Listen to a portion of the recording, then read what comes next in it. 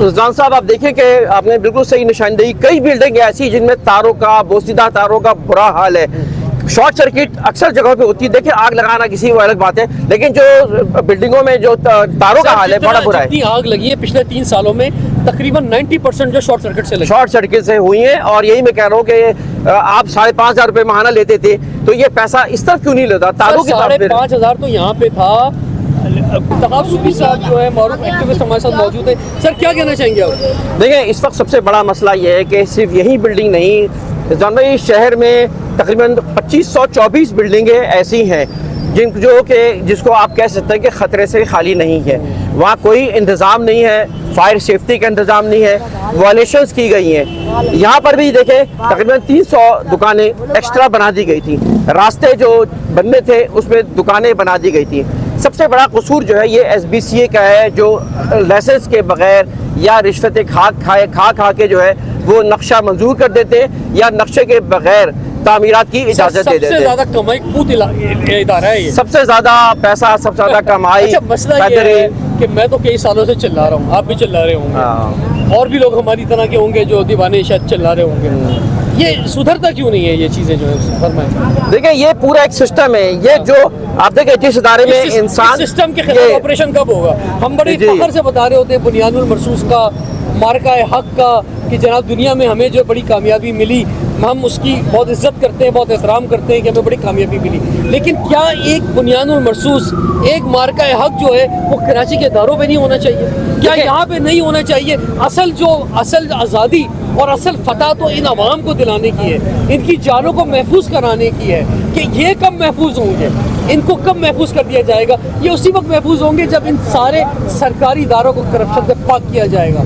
इन सरकारी इदारों को जब करप्शन से पाक किया जाएगा, जब एक इंसाफ की बुनियाद पर ब्यूरोक्रेसी का निज़ाम होगा, जब जो है ऐवान के अंदर अवाम के हकीकी नुमाइंदे जो है पहुँचेंगे, उसके बाद जो है इम्प्लीमेंटेशन होगा। हम तो बुनियादी ख़राब है। जब बुनियादी ख़राब होगी तो ऊपर से बिल्डिंग कहाँ से सही बनेगी? देखिए, मसले रिजवान साहब सर से चढ़ती है। हमारे 18वीं तरमीम के बाद सारा पैसा उनको गया जो चोर हैं, बदमाश हैं, जिन्होंने इस सिंध के हुकूमत करने के साथ लूटा है। और इसी के सरपरस्ती में आप जानते हैं कौन लोग हैं जो कि जिसको सिस्टम कहते हैं, जो चोरी करे, बदमाशी करे, जो रिश्वत ले, वो छूट दिया जाता है। 1 घंटे में गिरफ्तार होता है, आधे घंटे में छूट जाता है। लेकिन जो नेक आदमी है वो सिस्टम में ठहरता ही नहीं है। पूरा सिस्टम है जो कि चल रहा है ऊपर के, सब जानते हैं कौन लोग उसके सर, मैं आज कॉल दूं, लोग निकलेंगे सड़क के ऊपर। यही मसला है। लोग मैं कॉल दूं लोगों को, यहाँ बड़े लोग जज्बाती हो रहे हैं कि अवाम निकलती नहीं है, अपने हक के लिए आवाज नहीं उठाती। अभी कॉल दी जाए, कौन निकलेगा मुझे बताएं। लोग बोलते हैं यार 1 दिन और खराब होगा, 1 दिन और कुछ कमा लेंगे,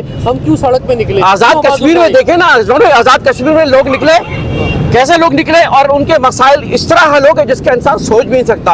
हम घरों में बैठ के तकरीरें कर रहे होते हैं, व्हाट्सएप पे जाके जिहाद कर रहे होते हैं। भाई बाहर निकलो। जब तक तुम लोग अपने बाहर नहीं निकलोगे, अपने एक्टिविटीज बाहर करके ना दिखाओगे, कुछ नहीं होगा। पूरी दुनिया इस बात की मिसाल है, बांग्लादेश इस चीज की मिसाल है। बात यह है कि हम, जैसे आप आवाज़ उठा रहे हैं कि कसूरवार हुकूमत को करार दे रहे हैं, सिंध बिल्डिंग कंट्रोल अथॉरिटी को, सिंध गवर्नमेंट को, KMC के इदारों को आप कसूरवार ठहरा रहे हैं। अब बात यह है कि बहुत से लोग कह रहे हैं कि भाई इससे ज़्यादा कसूरवार जो हैं वो बिल्डिंग मैनेजमेंट के लोग हैं। ये जो बिल्डिंगें जो कराची में बनी हुई हैं, इनकी एसोसिएशन है, ट्रेड एसोसिएशन है।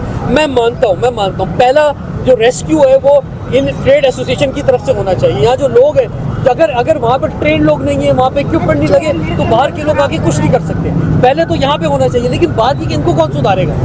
ये हुकूमत जो है, इसमें लोग रखे हुए हैं कि जो इन बिल्डिंगों को मुआयना करते हैं और रिश्वत लेके पास कर देते हैं। तो अगर इन बिल्डिंगों को रिश्वत लेके पास कर दिया जाता है तो ये भी हुकूमत करती है। इसके जिम्मेदार भी हुकूमत है कि अगर इन तमाम बिल्डिंग के लोगों को नहीं सुधारा जाता, तो यहाँ की ट्रेड एसोसिएशन को नहीं सुधारा जाता, अगर यहाँ पे जो दुकानदार हैं, जो इंक्रोचमेंट है, जो रस्तों के ऊपर जो है वो लोग सामान बेच रहे हैं, जिस तरह दुकानें बनी हुई हैं, जितना नक्शा पास होता है उससे ज़्यादा बिल्डिंगें बन दी जाती हैं। आप देखें, आप कराची के स्लम्स में जाके देखें। वैसे तो कराची में स्लम ही नहीं है, लेकिन चले जहाँ पे स्लम्स हैं वहाँ पर जाके देखें, 8-8 मंजिला बिल्डिंग 80 गज के प्लॉट पे बनी हुई है। यानी आप पैसे खिलाते जाओ, फ्लोर डालते जाओ। कल जब वो बिल्डिंगें गिरेंगी वहाँ पर, जब वहाँ पे कमज़ोर मटेरियल इस्तेमाल हुआ है, वहाँ पे कोलैप्स होंगी, और फिर हम दोबारा इन्हीं इदारों को कह रहे होंगे कि जरा मलबा उठाने के लिए नहीं पहुँचे, आग बुझाने के लिए नहीं पहुँचे, तो भाई इस बिल्डिंग को बनने कैसे दिया आपने?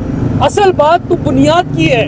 जब बुनियाद जो है वो ठीक नहीं होगी तो उसके बाद चीज़ें जो है कैसे ठीक हो सकती हैं जनाब। और रज़ान साहब आप देखें कि आपने बिल्कुल सही निशानदेही, कई बिल्डिंग ऐसी जिनमें तारों का, बोसीदा तारों का बुरा हाल है। शॉर्ट सर्किट अक्सर जगहों पे होती है। देखिए आग लगाना किसी वो अलग बात है, लेकिन जो बिल्डिंगों में जो तारों का हाल है बड़ा बुरा है। जितनी आग लगी है पिछले 3 सालों में तकरीबन 90% जो शॉर्ट सर्किट से लगी, शॉर्ट सर्किट से हुई हैं। और यही मैं कह रहा हूँ कि आप 5,500 रुपये महाना लेते थे, तो ये पैसा इस तरफ क्यों नहीं लेता, तारों की तरफ? 5,500 तो यहाँ पे था।